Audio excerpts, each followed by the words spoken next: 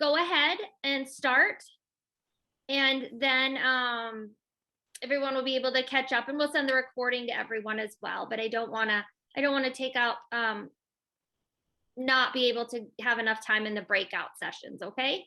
Sounds great. All right, Stephanie, thanks for getting us started here. As Stephanie mentioned, we are recording our sessions today, so I wanted to let everybody know that. We do have your screens for the students all kind of blacked out, so that way you won't have any of your faces recorded, but we did want to let you know that ahead of time. We are recording it so that we can share this for future students, future classes, so that way they're able to use it in their classrooms as well. We had a couple of places that had 2-hour delays and whatnot this morning, so we wanted to make sure that everybody was able to take advantage of this opportunity. So welcome you all to our Sustaining Energy for the Long Run event. This is a multi-region event that we've done through our Iowa Intermediary network. I believe we have 5 different intermediary programs participating in this. So it's a really neat opportunity that we're able to do and provide to our schools from across Iowa, across our regions, and involve different businesses and different schools so that we can share different career opportunities with our students. So what we're going to do today is we're going to start out with a panel. We've got 3 different businesses and 3 different energy opportunities that we're going to listen to and hear what they do and hear a little bit more about different sustainable energy opportunities. So we're going to give them the opportunity to talk a little bit more about what they do. Feel free to post comments in the chat. We're going to be monitoring that, so that way you have the opportunity to ask your questions. I've got plenty of questions here that I can ask our business panelists, but we would love to know what you want to know from them as well. So jump into the chat, ask away, and I will do my best. Gina's here to help me out monitoring those questions as well, just in case I don't see them. And we are going to be asking your questions. We want to know what you want to know.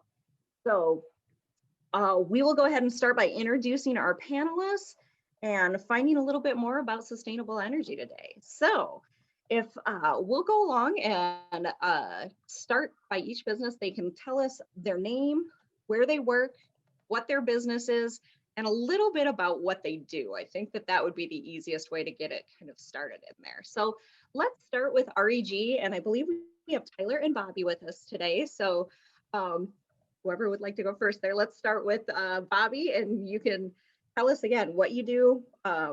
We already said where you work, what your position is, and just a little bit about what you guys do at REG. Fantastic. Good morning, everyone, and thank you all for the invitation to be here.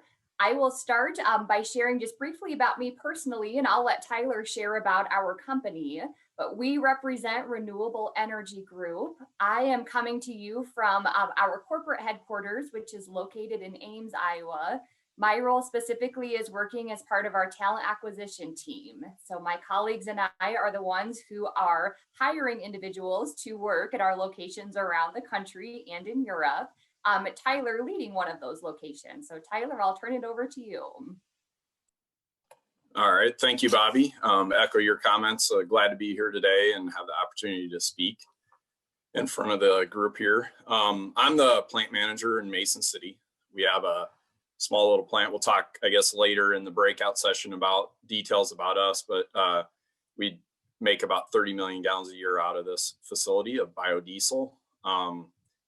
REG is the leader in one of the leaders in the nation in biodiesel production. We also have renewable diesel production that's out of our Louisiana facility, and we're doing some additional investment here in the near future into expanding our RHD, or renewable diesel, as well. There's some unique qualities about both fuels, which we can get into later in the breakout session. Both have very good advantages towards renewable energy and helping us move us into the future of renewable energy, reducing greenhouse gases now. And that's the big thing about biodiesel or renewable hydrocarbon diesel. They're available now. They're in the infrastructure of our current highway fuel system, and easily convertible in other ways as well. So I think hopefully that kind of covers what you're looking for about REG. We also, I guess the other thing, we have A total of 12 operating facilities. 2 of them are in Europe, 2 German locations. And we have various offices throughout the US where we are sales of both petroleum and renewable fuels. And we can kind of get into that in our breakout session of why does a renewable fuels company trade in petro, but there's good reason for that. And part of that is our ability to continue to lower the carbon footprint by controlling some of that flow as well. So thank you. Great, thank you guys. Let's move on to Mike and tell us a little bit about wind. All right, so my name is Mike Gangler. I'm the Iowa Lakes Community College Wind Energy Program Coordinator. I went to college here, and I can talk about as far as the training that goes into wind, and I can also talk about being a technician. I was a traveling technician for roughly about 3.5 years before coming back. So any questions you have about being out in the field or what field work's like, or just the training side of wind, I can answer for you. Great, thanks. All right, let's move on to Bill and Monet and learn a little bit about Alliant and solar.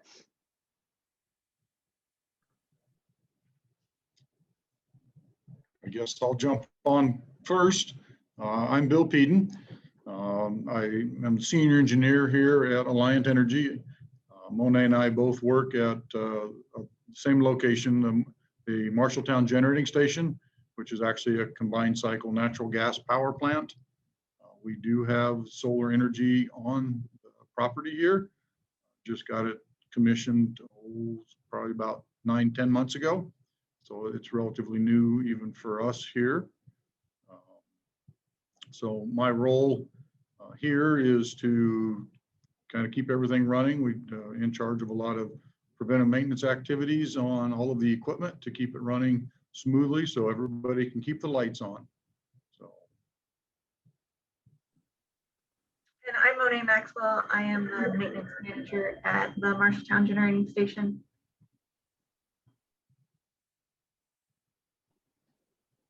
All right, so that kind of gave us a quick introduction of things. We did have a quick question in the chat. So Tyler, this one might be for you. It's what is the carbon footprint of producing biodiesel? You guys might be getting more into that in a breakout. So I don't know how much you want to spend on it quick now in the main group. So if that's a question you guys are getting we to. can real quick, kind of a quick answer. The EPA's estimated reduction in carbon footprint compared to petroleum diesel is anywhere from 50 to about 80%. When it comes to biodiesel specifically. I don't have the exact numbers on renewable hydrocarbon diesel, but I believe they're similar. And really why is there the difference between the 50 to 80%? A lot of that has to do with your starting material. So we can use our facilities are all set up to use anything from refined soybean oil to use cooking oil or animal fats. Each one of those oils has a different carbon intensity or carbon score that comes with that based on its origin. So refined soybean oil is going to have more energy input and carbon intensity than a used cooking oil, for example, or an animal fat that's coming from a rendering facility. Or corn oil actually has a very good, which comes from a lot of ethanol facilities around our area, has a very good carbon score with it as well. Great. Well, this might be a good natural transition, I guess, question. So we've all seen kind of different changes in the energy industry in Iowa. We've seen a lot of windmills going up. We've seen solar gardens appear. We've seen different plants appear with, biodiesel, probably more so with ethanol. You see the big towers and things like that appear. But how has your industry changed in Iowa specifically, and where do you see it going in the next couple of years? So maybe we'll start with solar. So Bill or Monet, I don't know who would be better to take that question on, but how have you seen solar changing?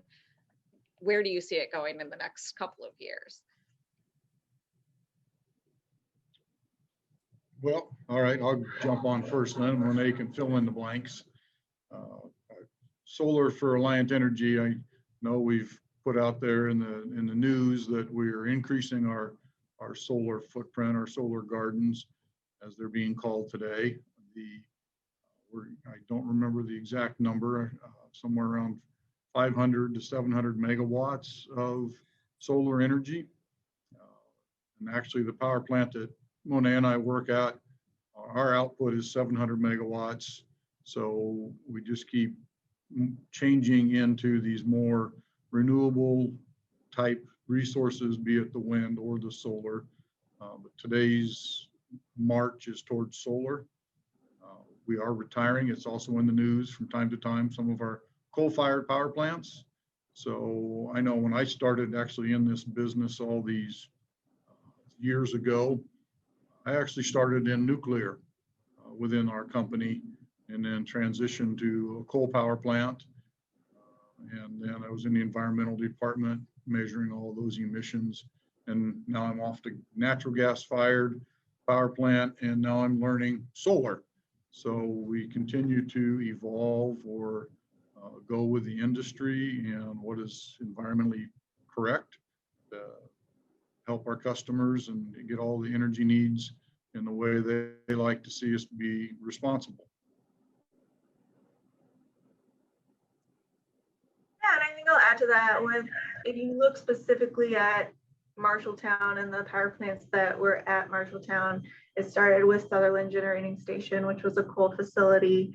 In 2015 or so, this Marshalltown Generating Facility, which was natural gas, was commissioned, and the coal power plant has been retired. So it's a shift away from coal into other less emission plants, as well as when we look at last year, we commissioned our 2.5 megawatts of solar. So you can definitely see that transition from coal to less emission in producing fossil fuels and onto renewables. Great. Mike, how about the wind energy? So I foresee within the Iowa, Minnesota type area, just increased numbers of wind parks being put up. But we're also retrofitting towers now. So the older parks that have the older technology, they're retrofitting those towers with newer technology. So we're not adding a new park somewhere. We're just getting more megawatts out of the same park by increasing technology on those parks. So looking forward, I believe we're just going to continue that trend. Great. Tyler, where do you see biodiesel going?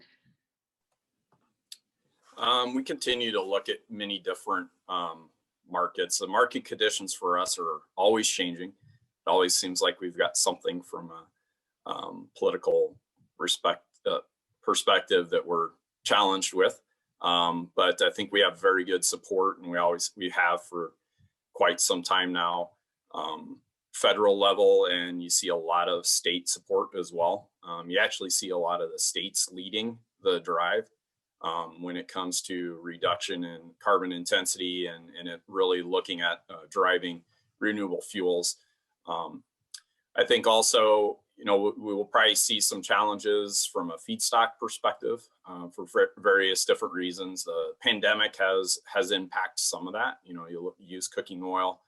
We're getting used cooking oil from maybe from restaurants, right? Well, there's a reduction in the amount of used cooking oil coming out of restaurants, for example, because of the pandemic. Now, hopefully that's changing in the near future for all of our sakes. But so that's some of the challenge. You also see a strong, again, I mentioned earlier, a push for renewable hydrocarbon diesel. Large part of that is the molecule in the end that is produced is very similar to the diesel molecule, but its origins are again from a renewable source, and it's a cleaner burning fuel. There's less contaminants in that than there is in the petroleum diesel in what we produce.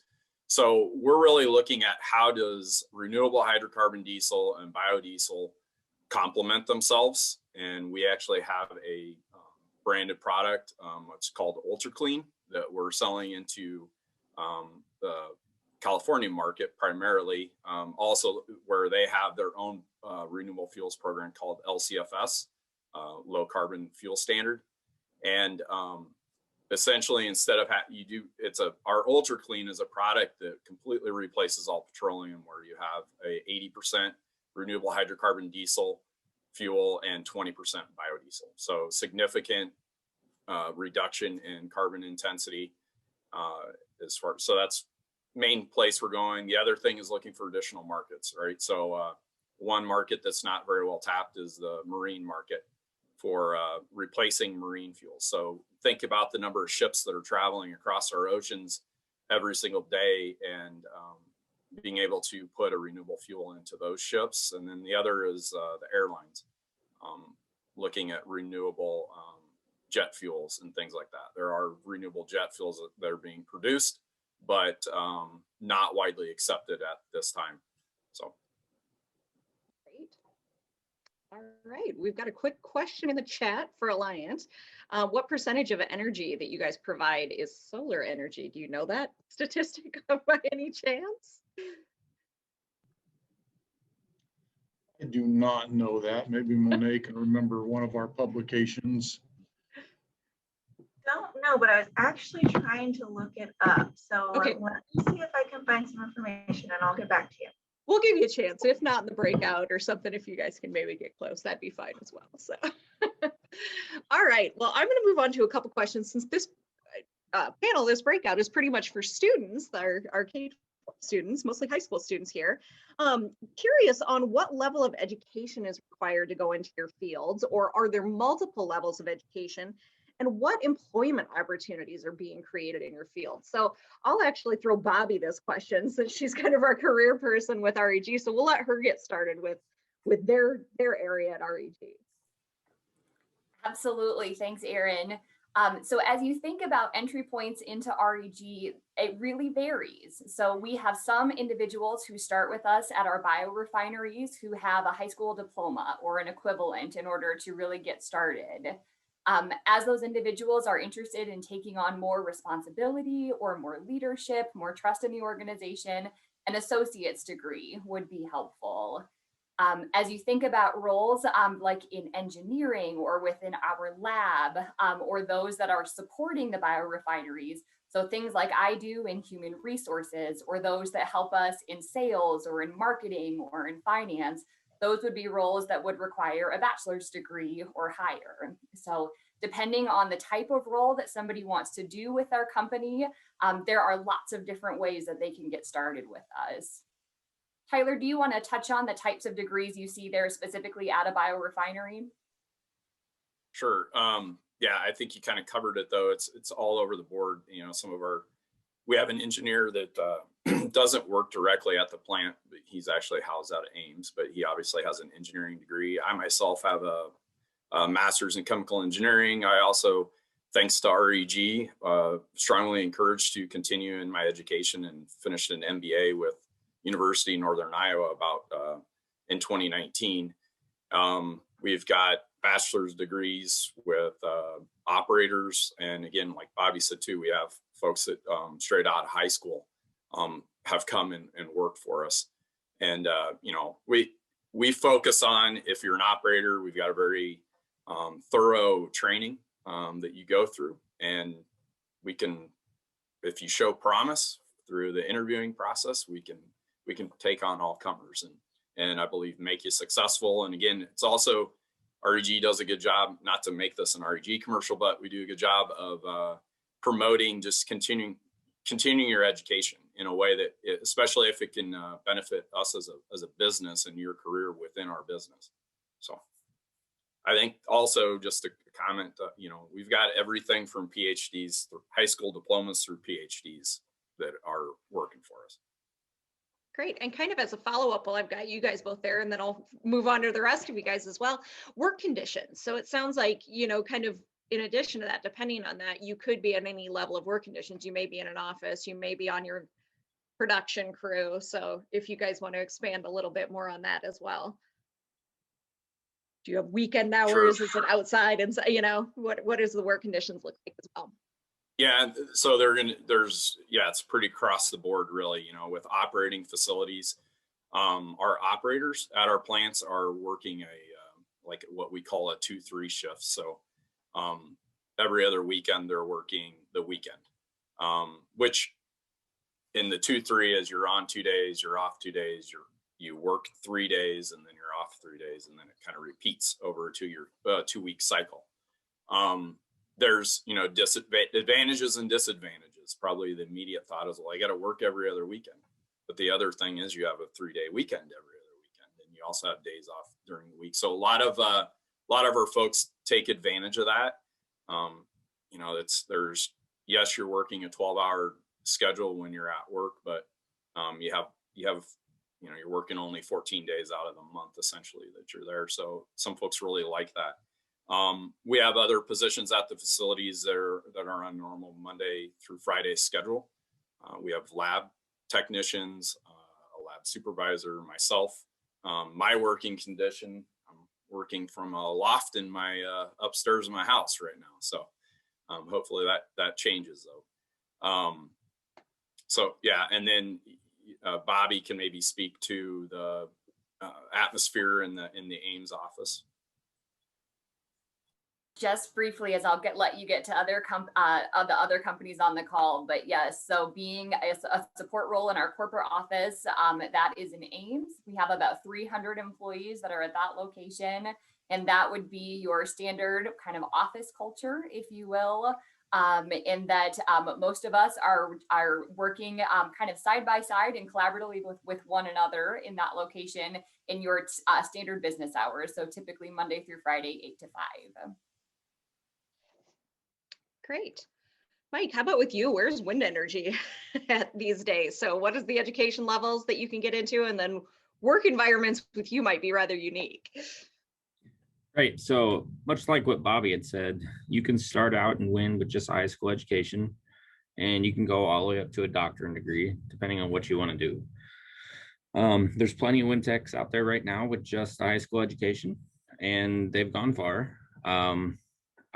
We recommend, well, I'm from a college, so I'll always recommend this, but at least the associate's degree, because there's a lot of stuff in wind that can be very dangerous. A lot of stuff in wind that normal on-the-job training will only get you so far with. So from my perspective, the associate degree helps you get farther faster. So if you're looking to get as far as you can in wind, and maybe get up to more of the management degrees where you might need a bachelor's degree or, you know, a master's degree or a degree similar to that, you know, you can start out with that associates, and then once you get that job in wind, usually the wind company will pay you to take your college courses and promote your degree. And as far as the weather conditions, we're outside all the time. I was up tower this weekend at, I think it was -6 when we were up tower for like 12 hours. So being in this type of job, when there's work to do, that's when you do it. To an extent, I mean, sometimes it's just too cold. Equipment doesn't work the way you're going to want it to, but if we can get out there, we're going to get out there. Great, thanks. All right, Bill and Monet, what does it look like at Alliant and solar energy? What kind of degrees are you looking for? What kind of work conditions are you expected? What does the day look like for you guys? Well, yeah, solar is pretty new for both of us. You know, we've only had our solar garden for a couple of years now, a year and a half. Been under construction for probably 12 months, and then we're just operational here. So we're actually kind of learning that, but I know our current backgrounds, my background is engineering. Electrical engineer is actually my degree, but I do have a master's in business. I got that several years ago to understand the business side of business. So, you know, a lot of engineering degrees, and it varies between mechanical, electrical, chemical. I know within Alliant Energy now as a whole, solar itself, I know the construction teams are made up of a lot of electrical engineers, along with some mechanical engineers for the construction of the supports and foundations and things of that nature. There's also construction managers that help get those large projects built. So it's varied, just as you've heard others say, it's quite varied. And again, Alliant Energy is pretty large, very large company, and a lot of different job skills throughout, whether you see the people out working in the substations or come to your house and things of that nature. So quite a bit of different degrees and non-degrees. A lot of our field technicians that you do see out and about in the service trucks are probably high school education, but we have an apprenticeship training program that fills in those gaps. So they may come, right out of high school or something, or even a 2-year college. Some of the community colleges have a short energy type program to get them in the door. And then we kind of polish it off with apprenticeship programs to be more specific for the skill sets they need.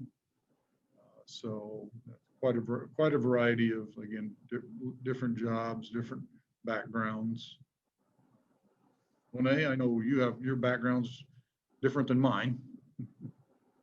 So I have a degree in mechanical engineering, and then I also have an MBA as well. And I agree with what Bill said, and the other companies as well.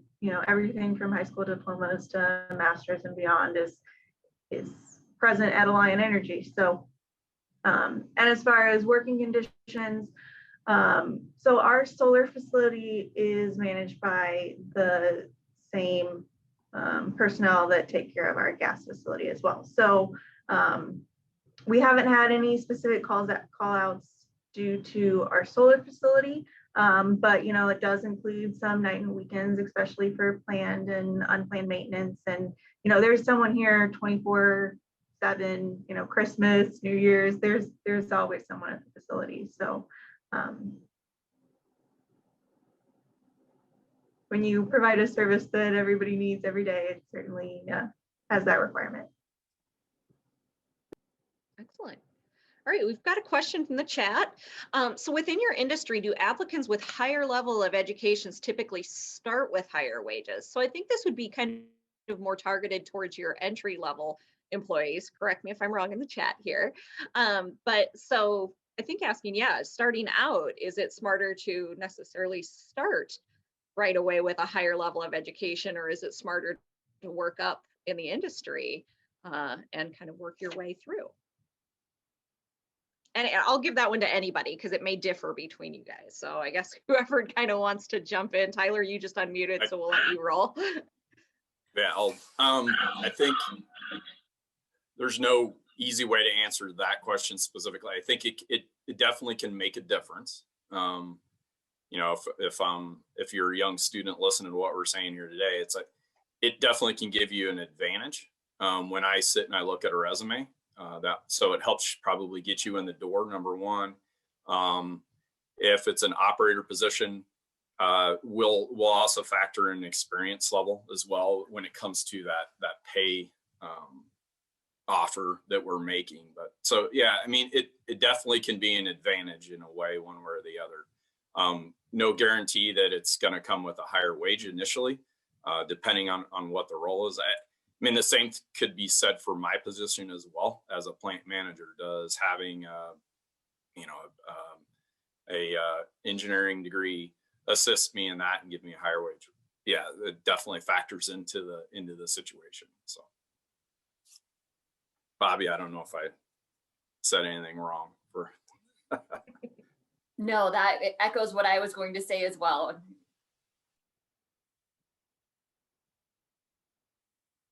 Say Mike or Bill or Monet, anything to add there, or kind of make sense with that? Yeah, I think Tyler's right. You can get the same job as one of my students right out of high school as one of my students right out of college. I think the big difference is long-term. What long-term is going to help you get the better jobs as you go. So, right out of the gate, they want to know who you are, and they're going to give you what they feel you're worth with what they know from you at that point. And, with just a resume and what you have, they don't know much yet. So I think the education where it comes into play is that long-term.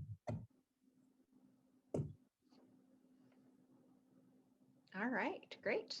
We've got another question in the chat. Someone mentioned the benefit of having their employer pay for part of their degree. Can you tell us more about that opportunity? I think that was Tyler. Was that maybe you? That was.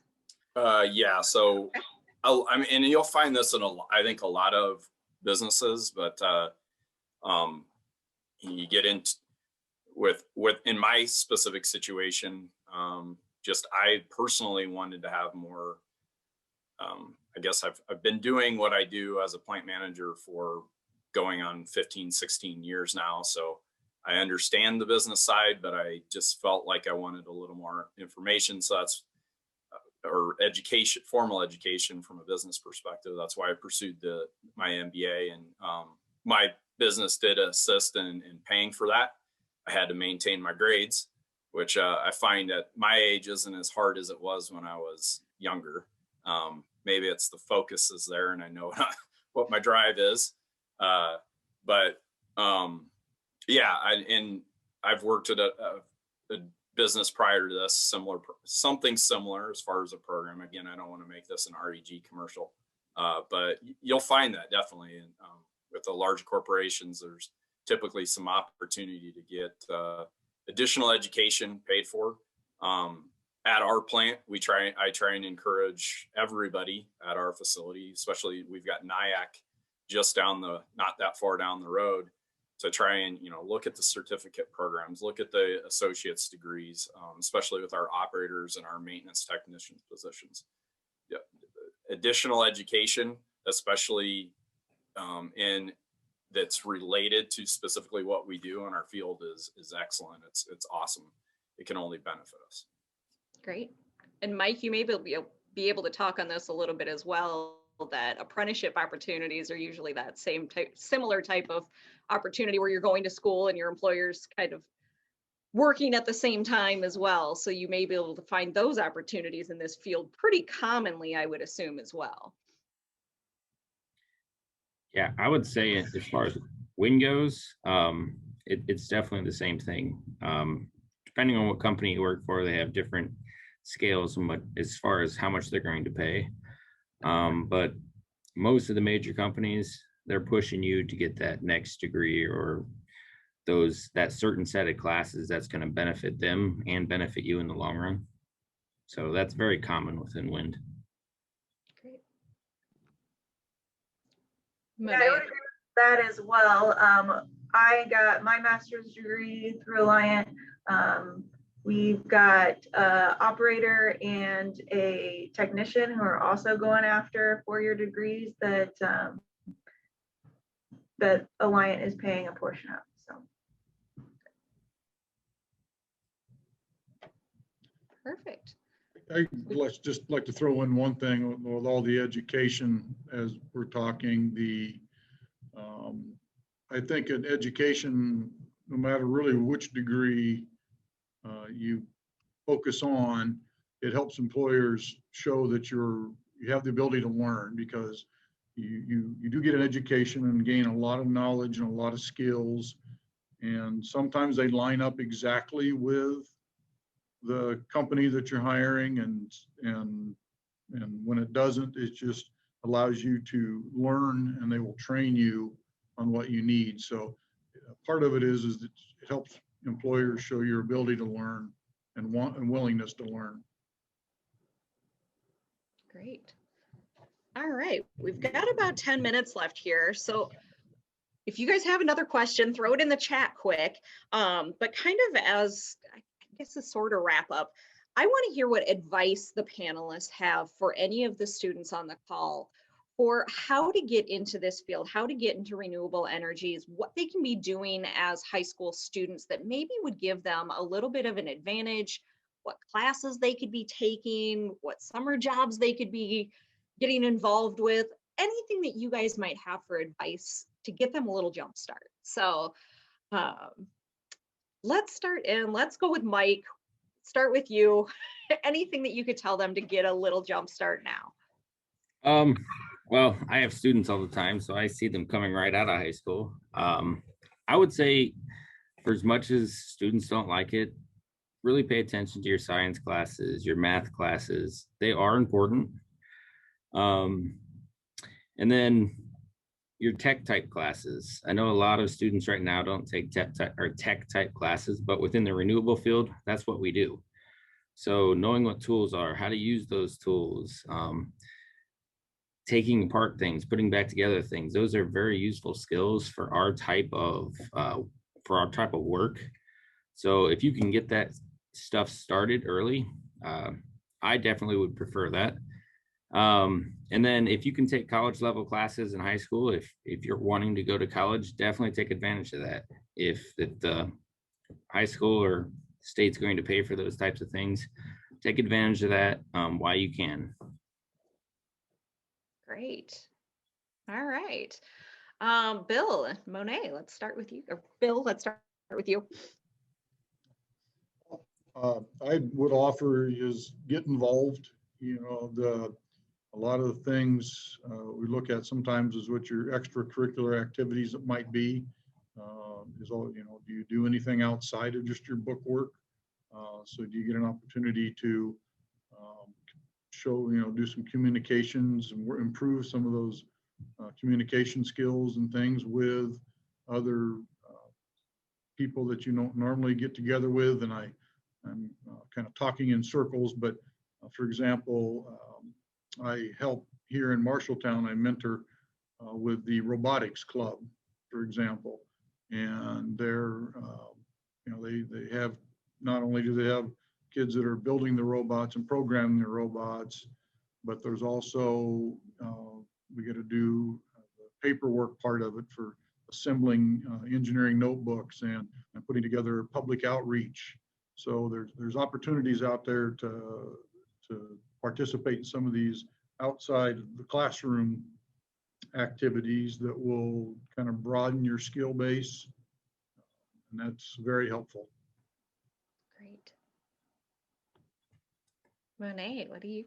Yeah, I agree with all of that as well. You know, math and science are obviously a really good place to start, and being involved and volunteering, I think, are huge resume builders and great stories to tell. Perfect. Tyler, what do you got?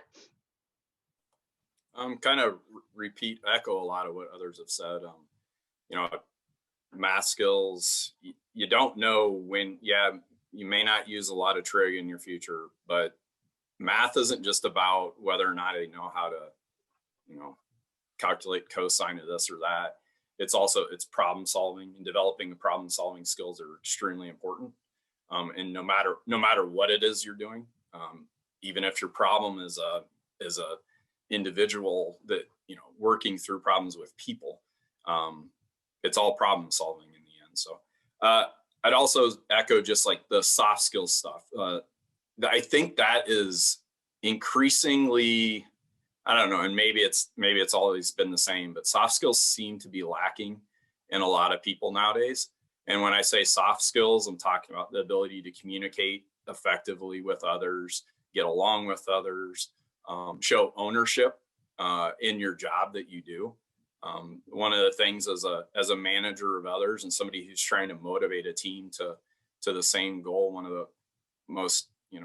the things that drags me down as that team leader sometimes are people that are just there to, well, this is just a job.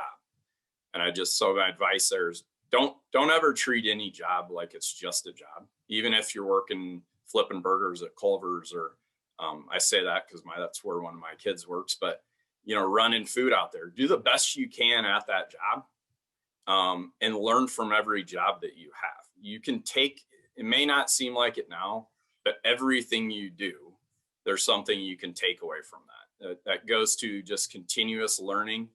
And if you're not continuously learning in all that you do, no matter what it is, then you're failing yourself. So I guess that's what I'd emphasize is the soft skill part of that. And just, you know, be an honest person, be a good person, communicate well.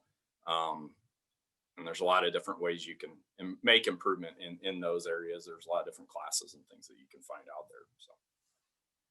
Great. Bobby, got anything to add? Great advice so far from the other panelists. I would add really capitalizing on opportunities like this and then thinking through what you do after these opportunities. So applaud you for being with us today. And if there are certain organizations or industries that you're especially interested in, find ways to stay connected with us. You know, there may be opportunities to set up additional individual conversations outside of this to show that additional interest. Once this pandemic lifts, are there opportunities to do a tour or to come and shadow? But just ways to stay in touch with the people who are willing to help you in your career. When companies like ours sign up for things like this, it's because we have a heart for really connecting and reaching students and potential employees. And so we want to hear from you. So don't be shy in regard to staying in touch and doing what I would call really building your network. Great, awesome advice from everybody. We did have one final quick question that popped in.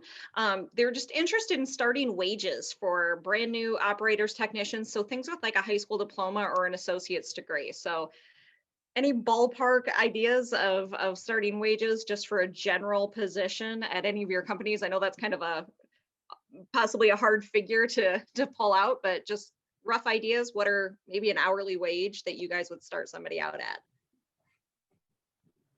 Anybody? So I actually have a wage book here, and I pulled it, and our starting wage for those types of positions are between $35 and $39 per hour. Wow, not too shabby. All right. I could say from my students getting jobs out of our program, it's anywhere from $21 to $25 an hour. Great. At REG, for our entry-level operators, we're looking at a range between about $18 and $22 an hour. And there's a bit extra for some of our night shifts as well. Great. All right. Well, I'm going to turn it back over to Stephanie. She's got some housekeeping things before we jump into our breakout session. Told Bill that we here at our community college just experienced a couple fire drills, so that were unannounced. I'm thinking the cold weather is wreaking some havoc on our campus this morning, but wanted to welcome you all to the solar breakout session. My name is Terry Hungerford, and I am one of the Iowa intermediaries located in Marshalltown at Marshalltown Community College. So I was able to reach out to my local Alliant Energy to help with this event. They are a true business partner. I have enjoyed getting to know people on all different aspects of Alliant and find their company to be very welcoming and informational, and like both Bill and Monet had said, entry level to whatever as far as your dream. They will take you and help you be the best version of yourself. So without further ado, feel free when you have questions to put those in the chat, and I will be monitoring the chat, but I will turn it over to Bill and we will get started. Well, good morning. Again, I'm Bill Peden. I'm senior engineer at Alliant Energy, and in my role here, like you said, we mostly started here at the natural gas-fired power plant in Marshalltown, and they recently added solar to our backyard, I'll call it. We've got about, I think it was 12 or 13 acres of solar panels. There's like 9,000 panels out there. You see, in comparison to what's on all the roofs out there, you only see a 30 or 40, but we've got 9,000 of those panels that make up our little solar garden. So I've got a few videos I want to share with you. I think I've got this figured out. So let me bear with me here. I'm going to actually start the video first and then share my screen after I get the video going. All right, now let me hit share screen. And we'll do that. And that doesn't look like a video. Okay. You were just on it. Okay, can you see that? Yep. Oh, okay. What is solar power? So, what do you think is the most abundant energy source? Coal, oil, nuclear, the sun, wind, water? The answer is the sun. Just 1 hour of the sun's solar energy could power all of the world's energy needs for 1 year. Let's explore solar energy. We all know that the sun's energy creates heat and light, but it is increasingly being used as a source for power. Surely you've seen solar or photovoltaic panels, also known as PV panels, on rooftops. They convert sunlight directly into electric current. Basic PV technology has been around for decades, think calculators. But recent advancements have greatly improved its efficiency and output. Mass PV production has made solar power more affordable, a trend that's likely to continue. But how do these PVs work? Of course, it all starts with our favorite star, the sun. Sunlight quickly makes its way to our planet and eventually hits a solar panel. By absorbing the sunlight and processing its energy, the solar panel produces electricity. It's how it works at our Madison office. Our array of solar panels on the roof helps offset our building's energy use. As you probably know, solar PV produces clean energy. It's carbon-free with no emissions. It's not noisy. There are few moving parts. And once you've got the right setup, it's pretty simple to gather and generate power. Since sunlight is renewable, energy supply is no problem. And as long as you have a way to use the solar power or connect it to the electric grid, you can put solar PV wherever you please. It's clear that renewable and environmentally friendly solar energy is a part of our bright, clean energy future.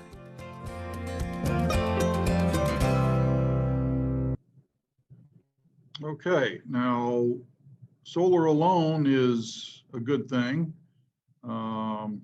but if it's dark out or it's snow covered, you need a way to store it.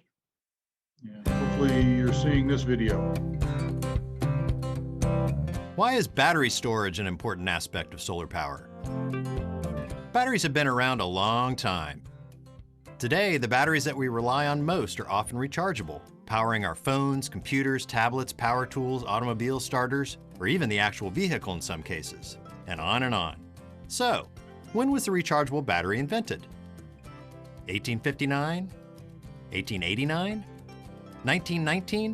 Or 1949? The answer is 1859. Still, that technology is not as ancient as solar technology. People have used energy from the sun for millennia. Today, however, advancements in solar power and rechargeable batteries for power storage are moving rapidly. So, let's explore the role of battery energy storage systems in solar power.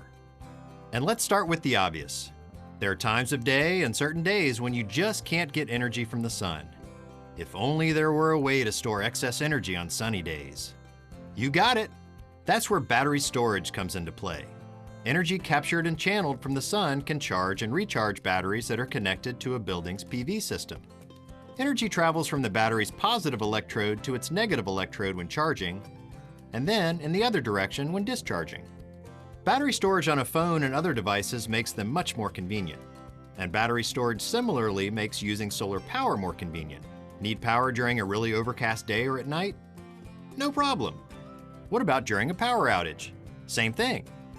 This is a key benefit for those whose systems can draw electricity from the power grid.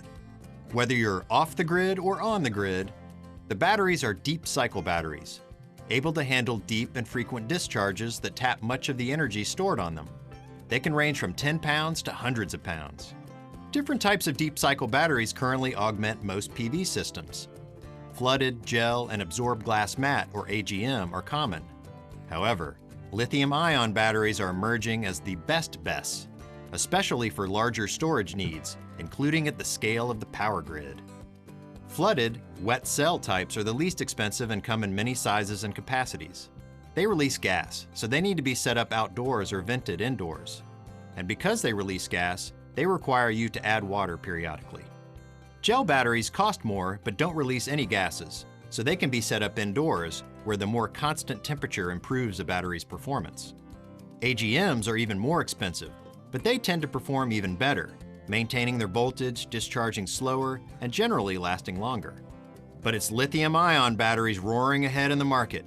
They've powered our phones and computers for a long time, so it's probably not too surprising.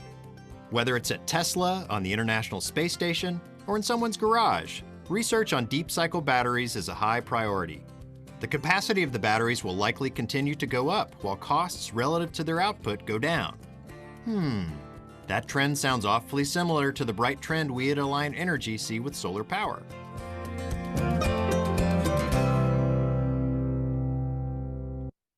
Okay, any questions at this point? And hearing none, I'm going to share with you, since things seem to be going a little bit better than last time. I'm going to show you this video from our solar energy powerhouse. is one of the most sought after forms. So this is a video showing our one of our solar gardens in Dubuque. It was part of the Powerhouse TV program that we sponsor once a week. So this will give you another view of solar panels they're actually being used in Dubuque. Renewable energy. And with prices dropping on solar panels, solar energy is now within the grasp of many homeowners. But what is solar energy? It's nothing new. We've been using it for centuries. Greeks and Romans used the sun to focus energy on mirrors to help light torches. Ancestors of the Pueblo used passive solar design by building their homes in south-facing cliff dwellings to capture heat from the sun. And finally, in the 1800s, the photovoltaic effect was discovered. That's where the light of the sun produces an electric current when it shines on certain metals. In the 1940s, the first solar cell was created, and since then, we have created solar panels of all sizes to create electricity. Meet Rick Zimmerman. Rick knows all about solar energy. Rick, this is a magnificent array here. Tell us where we are and why you chose this location. Sure, we are in beautiful sunny Dubuque, just off the Mississippi River in their downtown area. With the help of the city and local companies, we found a beautiful 6-acre spot, underutilized piece of property that we were able to create a renewable energy generation site. Now, it almost feels like a park as we're standing here. I think that's your intention. That's exactly what our intention was. We hope that the community come down, see what we've done here from solar initiative. We also want them to come down and learn what solar means to them and their community. Tell us about the future plan for this property as well and how you like to incorporate the environment here. Yes, this was, as I mentioned earlier, an underutilized piece of property that basically just had some weeds and grass growing here. We repurposed it into a green energy generation facility. Part of that process, we are replanting native prairie grasses and flowers. So we're looking to increase the local bee and butterfly habitat. That's so cool. All right, let's start with the fundamentals here about solar energy for people who may not know. How do you take the sun and use these panels to convert it to energy? All of our panels here captures the visible spectrum of the sun. The panels then convert that into direct current, DC. We send that to our electrical panels that we have here on site called an inverter. That inverts the DC power into usable AC power. We send that to a step-up transformer, which pumps that electricity up. We send it across our distribution lines and send it to our customer homes where they consume that and becomes usable. Well, it sure is gaining in popularity. Why do you think that is? Everyone's thinking it's, green is important, being sustainable. We chose Dubuque as one of our sites to develop solar. They have a strong, sustainable community initiative here, so they welcome us to the site. They were truly a partner in this build. The costs are coming down. The panel efficiencies are going up. So that time is right where solar's starting to make sense for us here in the Midwest. I agree with you, and I know a lot of people who are interested in running out and getting solar panels. What advice would you give them if they're considering doing that? Sure. I'd first look at energy efficiency. What can they do to decrease their energy consumption? So is that LED light bulbs? Is that a more efficient appliances? That will be first and foremost is what we recommend. Secondary, if they are truly interested in renewable generation themselves, solar panels now can be purchased from many of your local home centers. Typically residential runs in the $3 a watt range for installation. Here at a utility scale site, we can install for under 2. So we're looking at our customers' best interests in mind to give them the best possible product at the lowest possible. Now let's say that someone really believes in this cause, but for whatever reason, their house isn't fit for it, or they live in an apartment, or it's cost prohibitive for those reasons. Are there other options for them? Yes, there are. There are options that they can participate in larger developments, just like we have here today. If they like the renewables, as you stated, but doesn't fit their unique needs, we also offer that as a potential lower cost option than installing it themselves. We'll take the maintenance and worry and management out of it, and they can just enjoy the renewable energy. You know, speaking of cost, can you give us a ballpark idea of what it would cost for a residential panel or panels, as opposed to, you know, these big industrial panels? Panels that are now offered to residential customers are running into about $100, $180 range. The panels behind us, they're running about the 60 to 80 cents a watt range. Our panels are 320 watts, so we're pushing $300 per panel. Economies are always changing, so it's solar's fluctuating by the month with cost. So it is a large variability, but prices continue to go down. Now, would you say there's a downside to solar at all? Yeah, there's a small downside. Yes, it's green and renewable, zero emissions. We can install habitat friendly for bees and butterflies, but we only produce when the sun is out. And all of our homes, we consume power almost 24/7. So there's going to be another site, whether it be batteries or one of our other plants that needs to be available to supplement that power. It's been great talking to you. And before we go, can you tell us, with the array that you have right here, what could that power?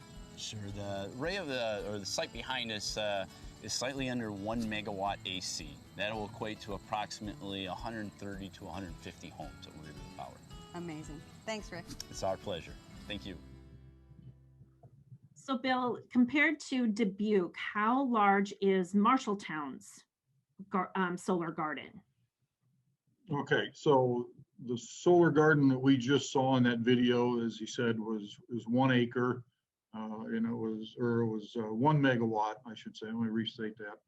It was 1 megawatt. Our solar garden is around 3 megawatts AC, so we're about 3 times as large. And I think he said that was, I'm not sure if that was how many acres he mentioned, but yeah, we take up about 13 acres for all of ours solar panels. And again, we've got 9,000 of those here, and they're all connected together to get us to the power that needs to be used on the grid to power out to homes and things of that nature. And so you're mostly sending it out to homes.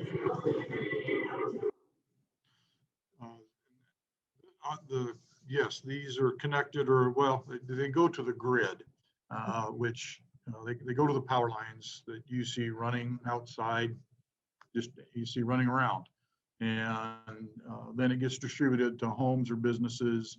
Now, for example, our Marshalltown little solar garden, the line we're tapped into, I know nobody doesn't know Marshalltown, but it actually goes to a substation a couple of miles away from here.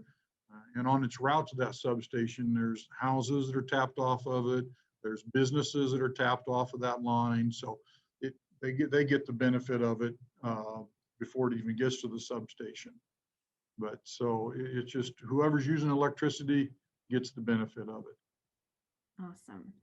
I didn't see any questions in chat.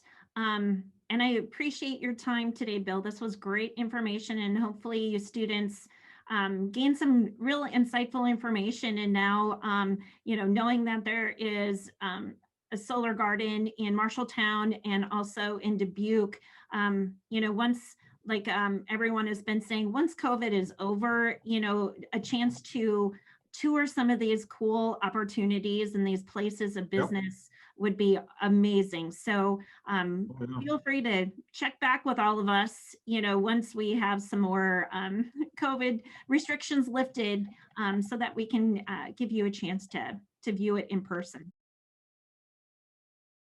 get started so that we can get through a cool video that you're going to have an opportunity to watch. And I think we should have some more students joining us here in this breakout about wind energy. So I will turn it over to Mike and he can start by explaining a little bit about his video and then we can watch that. Please ask any questions you may have. Feel free to put them in the chat or at the end I can unmute people to ask a question as well. Thank you. So the video we're going to watch is it's going to tell you a little bit about my program at the college, but then it's going to transition into the work technicians do as far as construction. And then it's going to have a small video about some borescoping that a technician might do. So you'll see them going up in a man lift to the top of the tower and doing their work. And then the last video is going to be some technicians doing some rope work. So they'll be rappelling down the outside of the tower to do a little bit of repair. So like Autumn said, if you have any questions, feel free to put them in the chat, or once the video is done, we can talk them over. So we'll get started here.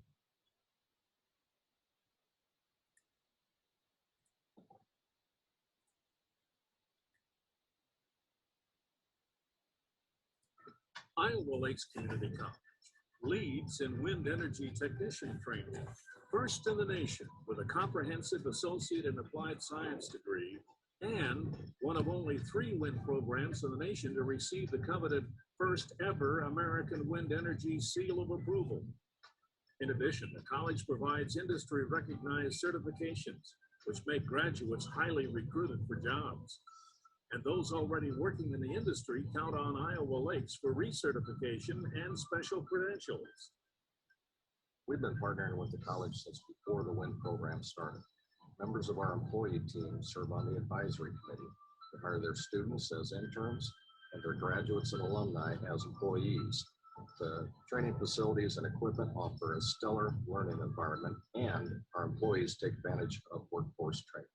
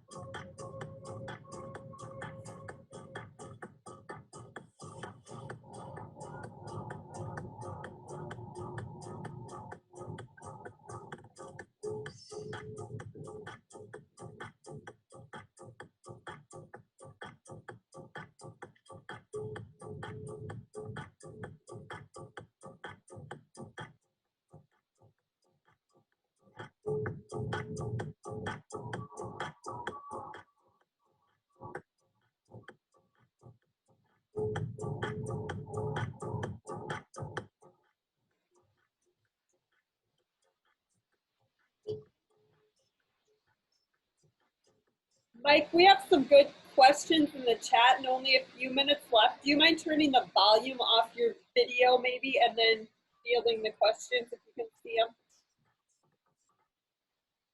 Okay. So the first one, how long does it take to fully assemble a windmill? It really depends. If the base is already in, it can be anywhere from a few days to a week. If they have to dig out the foundation and then install the tower once that's all built, it can take probably about 3 weeks. And then are windmills powered by wind or does someone power them remotely? It's all by wind. Yep. And then do you want to talk a little bit about how they're kind of monitored by the companies. I toured a company with one of our job shadow students, and you could see on their board how they were functioning. Okay, so each tower is linked up to what we call a SCADA system. So it's supervisory control and data acquisition. So if we have 100 towers on site, every one of those 100 towers is built into that SCADA system. So back at the facility, if anything happens with one of the towers, they can just simply go on their computer, click on that tower, and they can see all the faults, the wind speeds, the direction they're pointing, and any other type of maintenance issues that they might be looking for. We have other questions from the group. You can either unmute yourself or you can put them in the chat box.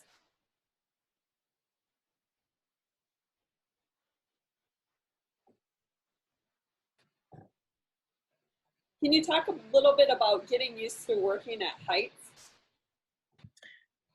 Yeah, I'm gonna tell you, when I was a student, when I first started wind, I was slightly afraid of heights. But once you realize that once all your equipment's on, that if you're using it properly, you're not going to fall, you end up getting pretty comfortable with it. I can tell you when I was 18-year-old, 20-year-old person doing what you're seeing in this video right now would not have been something I would even have thought of trying. Being in wind long enough, knowing how the equipment works. Now, I still don't want to hang over the outside of a tower like this guy, but I would be comfortable doing it. It was something I could do if I needed to. We have a question. Do farmers get money for windmills on their land? They do. They'll get money for every windmill that's on their land. As far as how much money you get, kind of all depends on the contract that that farmer gets with that landowner. Or excuse me, that farmer gets with the manufacturer or siding company. And then why do some windmills get out of control? What was wrong with the design if they do explode or go wild? With the newer technology, you don't see that too much anymore. It's usually maintenance issues.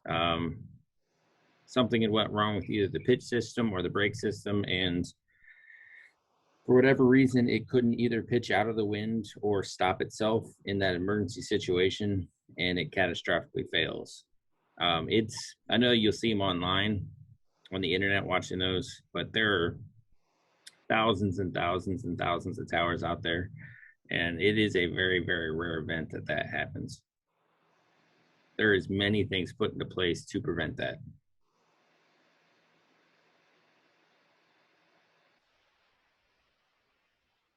And then how can you tell if it's broken?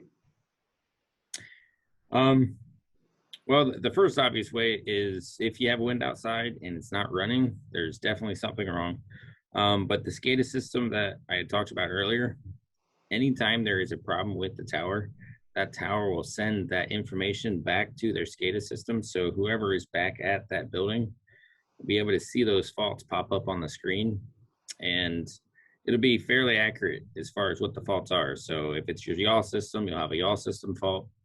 And that's important for the maintenance crews, because if that tower is, say, an hour away from their site, they want to know what they need to bring out there. So that SCADA system is vital in figuring out what your faults are and how you're going to fix those. All right. Well, thank you, Mike. And thank you to everyone who participated in this breakout session. We hope you had an interesting and informative time here. So at this point, you are getting a message that says, please wrap up, come back to the main room and leave the breakout room, not the meeting, and we'll have a few closing thoughts. So down on your right-hand corner, click leave room. Thank you.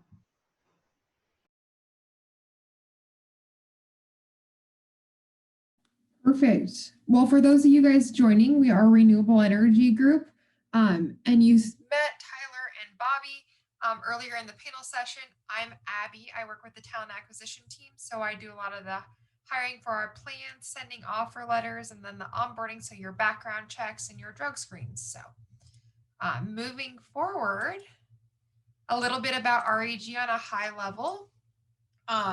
We are an international producer of cleaner fuels and North America's largest producer in biodiesel. So that picture right there is our CEO and one of our general managers. CJ is our CEO, and she joined us almost 3 years ago, and she's been a great addition to our team. And then speaking of that, we are an international reach. So here in our map, we have 12 different biodiesel plants. And then we've produced in 2019, 495 million gallons. So this next year, past 2020 was higher than that, but past that, with those 495 million gallons produced, we've sold 700 plus million gallons with a revenue of 2.6 billion. So on our map here, you can see that we have 3 Iowa-based biorefineries. We go up into Albert Lea, Minnesota, Madison, Wisconsin, and then 2 over on the east side of Illinois, which would be Seneca and Danville, down to Geismar, Louisiana, which is our largest facility, and then Houston, Texas as well, out to Washington State in Aberdeen, and then over here in Germany. So do we have any questions about our locations? No? Okay. I'll keep moving on. One of the questions in the panelists was talking about the reduction of the carbon footprint in the air. So in this past year, in 2019, we were able to reduce it by 4.2 million metric tons. So this scale exemplifies what we do and why are we making a meaningful headway. So with that 495, that's where the 2.4 or 4.2 come from. So used as replacement for petroleum diesel, these gallons reduce the carbon emissions. And then to put this into better perspective, at a normal car, 10.4 million miles driven, that's how much we reduced the carbon footprint, or in the coal, 4.6 billion. And then when you speak of the forest, 5.5 million acres, which would be similar to the size of New Jersey. And then the last one would be the 1.7 million in electrical vehicles, like putting 3 times more electric vehicles on the road in the US than we have registered as of 2018 in December. So this is just the beginning of our growth story, and we are bio-based diesel and has the potential to make a huge decarbonization impact. So Tyler, do you have anything to add? I was just gonna, I mentioned in the last one about we call out the electrical vehicles, are just because, you know, right now the electric vehicle has to be powered, charged by something from the electric grid. The electric grid is not considered green, if you will. It's a large part of our grid is fueled by carbon intensive fuels, either natural gas, coal, etc. So that's kind of why that's why that's listed there. We are not opposed to electric vehicles by any means, and maybe talk a little bit here about how kind of we complement those things. Perfect. Moving right along to actually the biodiesel basics. Tyler, take it away. All right. So I saw Will had a question there that popped up. Yes, we do have some competitors in the biodiesel market. A lot of them are smaller businesses. Like our plant that we have here in Mason City originally started as a small one plant co-op. And there's quite a few of those that are out there still, maybe, you know, businesses that might have 2 facilities or something like that. On the renewable hydrocarbon diesel side, there's some very large businesses out there, or similar size to us as far as production capacity. One of those being Nestle, not the tea drink, but Nestle, Nestle, I believe is how it's spelled. Maybe with you can look that one up. I can't remember. I'm an engineer, not a speller. Anyway, into biodiesel, diesel fuel, liquid fuel for diesel engines. But it's a diesel fuel that's based from natural oils, triglycerides. And we'll talk here in a second about that. It's used in semis, tractors, so on farm tractors, some passenger vehicles, and then a lot of different other areas. Didn't mention on the last group, but home heating oil out east is a very common thing.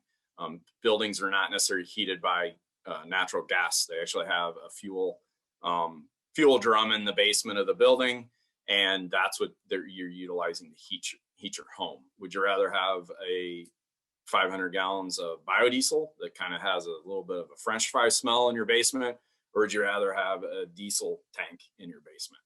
I know which one I'd pick. Anyway, biodiesel, it's cleaner burning fuel.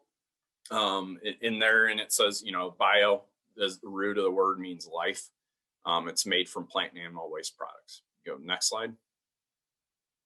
And really the products that we start with, so the natural oils, whether it's used cooking oil, animal fats, vegetable oil, which could be anything from soybean to canola, corn oil. My plant runs primarily off of corn oil. All of the oils that we're pulling in and producing biodiesel out of were not destined for food consumption. I think that's, or in the case of used cooking oil, it was food consumption, but now it's reached the end of its useful life from a food consumption perspective. Obviously, corn oil is coming off of our some of the local ethanol facilities, and that is not the primary purpose of that ethanol facility to produce corn oil. It's, you know, it's taking the starch from the corn and converting it to ethanol. And we're then taking and adding value back to the that chain of product back to all the way to the farmer by increasing the price of the corn oil that's coming off those. We're adding value to that corn oil, which then ultimately adds value back to the kernel of corn for the farmer. Anyway, we take these oils, they're called a triglyceride. They've got long fatty acids on them and a glycerin backbone. And we're able to convert those through some fairly basic chemistry. We break off the fatty acids, add an ethanol onto it, and that becomes what's called a methyl ester, and it ultimately becomes called biodiesel. It's a safe process, fairly sophisticated from a refining perspective, but again, the chemistry is pretty basic. Next slide. So then once we've created that methyl ester, we have to go through quality testing, and we have to meet somewhere around 20 to 25 specifications that are dictated by ASTM, which I still don't remember what the acronym stands for. I said it wrong last time, but it's American Standards for Testing and Measures, Testing and Measures. Thank you. ASTM has a lot of different products or things, commodities out there that they have standards for, gasoline, diesel, for example. So we're meeting very similar specifications to what is normally out there. And I would argue even more stringent specifications. Our products, whether it's biodiesel or renewable hydrocarbon diesel, are cleaner than the stuff, the petroleum product that it's going into or being mixed with. Biodiesel ultimately, or renewable hydrocarbon diesel ultimately reduce pollution, create cleaner air, and help fight climate change in the end. There are other qualities to the bio that are, you know, like lubricity. You don't have to add additives or lubricity additives to diesel, petroleum diesel, because biodiesel has very good lubricity, and there's quite a few other improvements that can come from the biodiesel. You can go next slide. This is just a picture of all our fleet, I guess, of biorefineries. I think another interesting thing to note, as a business, we're trying to expand downward into the value chain, or expand out into the value chain. We have what was called, it used to be Keck oil out of Des Moines, and what they are is a fuel distributor. So they have end direct to customer sales. Why would we buy a fuel distribution company? And it was primarily selling petroleum. Well, as we've purchased that business, we have direct contact now to the customers. We do not have a middleman between us trying to explain the value of biodiesel and a renewable hydrocarbon diesel. We've been able to increase significantly the renewable fuel sales out of that business just by owning it and having direct contact with that customer. I don't know what the percentage of increase is, but it's been very, very significant. So next slide. Our plant here in Mason City began operations in 2007. It was originally a different business that owned it, a small co-op. I think I mentioned a bit ago. We produce about 30 million gallons a year, high quality biodiesel. And then the job opportunities on plant side, you've got those 4 categories there. You've got plant operator, lab technician, maintenance technician, and safety coordinator. In those job categories though, like plant operator, for example, we've got what we call lead operators. So they're kind of the supervisor or the leader on their crew. Lab technician, you can there's a couple different levels that can be achieved, and then the same thing in maintenance technician. We also have maintenance supervisor, maintenance planner, and different roles that exist in those job categories. Go next slide. And we're not going to do the tour, or what? We can just email Will the tour if he's interested in it. How long is the tour? It's around 5 minutes. Okay. Yeah. Otherwise, I would encourage it. Yeah. I mean, if there's Deanne has a question for you in the chat.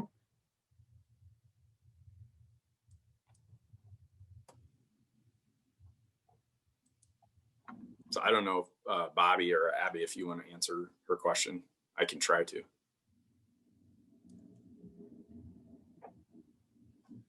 I guess we are willing to do plant tours. We've been working with NIAC actually to look at job shadows and different certifications as well. That's part of the reason why we're on this call, is that we've been in those discussions.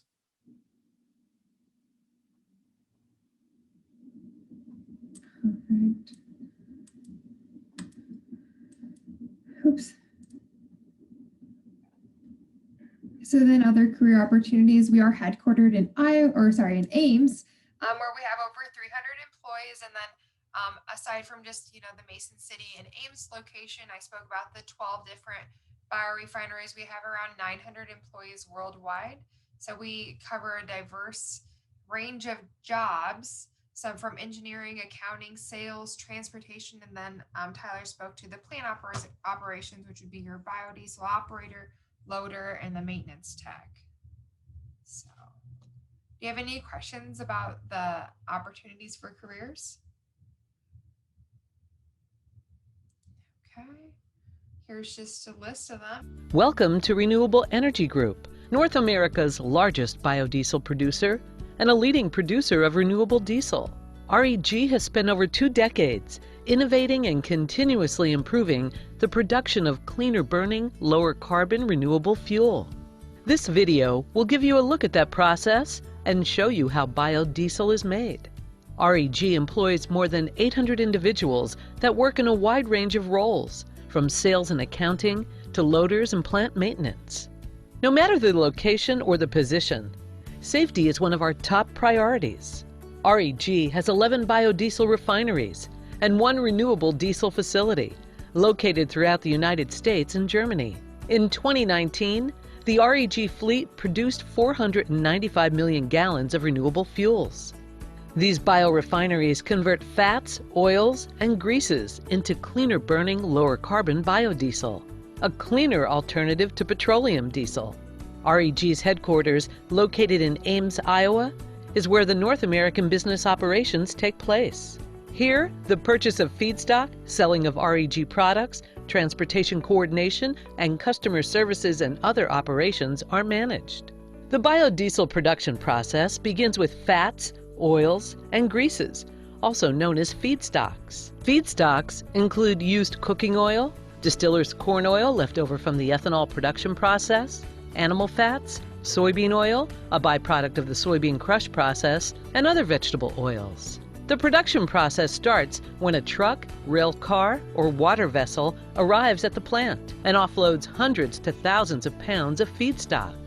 Trucks are the most common way feedstock arrives. The feedstock is immediately sent to a storage tank. While there, the team in the plant's lab will take a sample and run specific tests to make sure it doesn't have any unwanted chemicals or contaminants. Once the feedstock starts moving toward the production process, it has to be pre-treated to remove any unwanted water or materials that could create issues during production or cause damage to equipment. As with all of the aspects of the process, This is executed with safety at top of mind. After the feedstock has been pre-treated, it is put in a tank and mixed with methanol and chemicals known as catalyst. These three elements spun together create a chemical reaction known as transesterification. This results in the methanol replacing the glycerin in the fat molecule, creating a methyl ester, the chemical name for biodiesel. The glycerin left over from the process is siphoned off and later sold as a co-product, while the biodiesel moves to the next part of the process. After some additional purification, the biodiesel is ready to be sent out to customers. However, some REG biorefineries send it through a distillation column that gives the biodiesel one more cleanup and gives it a clearer finish. Biodiesel operators in a central control room monitor the whole process. They use special software to control most of the systems and ensure everything is done safely and correctly. The lab team is also taking samples throughout to make sure that the biodiesel maintains its quality throughout the process. All REG biodiesel goes through a strict quality check before sending out to customers. The REG 9000 branded fuel goes beyond industry quality standards to make sure that the biodiesel REG produces meets or exceeds customers' needs. Now that the biodiesel has been made and is being stored back in the plant's tank farm, it is tested one more time to ensure its quality. Once it passes final quality testing, it is loaded into a truck, rail car, or barge to be sent to the customer. The glycerin that was separated from the biodiesel earlier is also sold to customers for a wide range of uses. That means that the only byproduct left over from the process is wastewater. That water is sent back to a water treatment facility to be purified. All REG biorefineries are continuous flow, meaning this process is happening non-stop with feedstock always going in and biodiesel going out. The process at REG is continuously improving. The REG team is innovating in ways to make facilities safer, more efficient, and more sustainable. By getting more out of the process, REG lowers its fuel's carbon intensity score, making it more appealing to customers. A combination of technology and collaboration across all of REG makes this possible. REG has biorefineries and biodiesel terminals all across the US and Europe, which creates a robust distribution system that allows REG to deliver fuel to customers where and when they need it. All of these things contribute to REG being the leading biodiesel producer in North America and providing customers with the highest quality product on the market.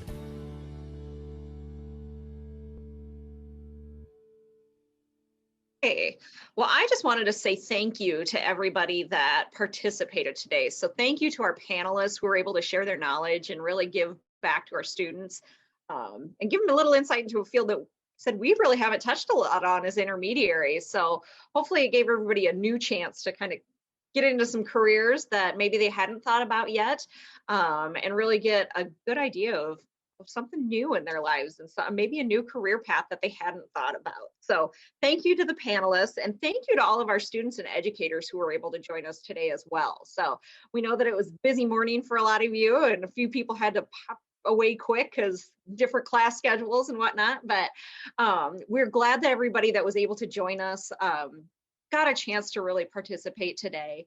We're also, as we mentioned earlier, going to have a recording available. So hopefully more students will be able to join us through that as well and get the opportunity to watch us on video and learn a little bit about these careers that way as well. So Stephanie, I'm going to hopefully turn it over to you to maybe follow up. I know you said that we had some surveys and things like that that we are going to send out as well. So just final wrap up and kind of some housekeeping things. Yes, just like Erin said, we thank you all. I will be sending surveys to the panelists. I'll also be sending surveys to the educators and students. And then you guys will all receive the link, panelists and educator students as well, when we get this uploaded to YouTube. So you can see all your wonderful smiling faces, right, from the panelists. But we appreciate your time, and I hope everyone has a good rest of the day and good week, and stay warm. Stephanie, Can I pop in real quick? Yes, Terry. There was a question in our solar group, in our first group, and the question was, is it true that you can give unused energy to the power grid and be paid for it? And the answer is yes. So what happens is you get a meter installed, and when that power, if you don't use it all, it goes back into the grid, and you get paid for that unused portion. So I wanted to make sure that I answered that student's question before we ended today. Perfect. Thank you, Great. Terry. Yes, thank you. Awesome. Well, thank you on behalf of the Iowa Intermediary Network and all of our programs, and we look forward to seeing you all again.